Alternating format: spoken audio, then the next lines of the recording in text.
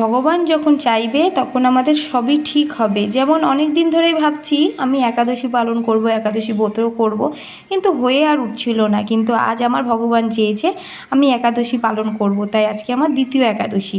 তো পুজো কমপ্লিট করে নিচে এসে তিনজনায় পরে নিয়েছি একটু তিলক। খুব ইচ্ছে করছিল একাদশী যখন পালন করছি তাই একটু তিলক পরে নিই।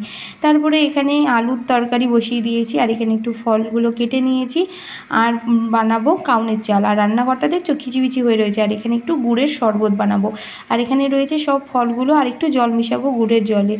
তো এখানে দেখো তুলি তিলক পরে আজকে ফার্স্ট টাইম স্কুলে যাচ্ছে, ও খুব আনন্দ পাচ্ছে, শুধু গুড়ের শরবত খেয়েই যাচ্ছে।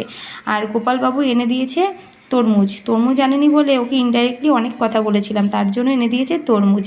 তো চলো এখন খেতে বসেছি, ফলগুলো নিয়ে নিয়েছি, আর এনেছে টক দই, আর এখানে কাউনের চালের ভাত আর আলুর তরকারি। দুপুরের লাঞ্চ কমপ্লিট করে ফেলেছি, আর সন্ধেবেলা একটু পাঁপড় নিয়ে বসে পড়েছি। তো চলো আজকের মতো টাটা।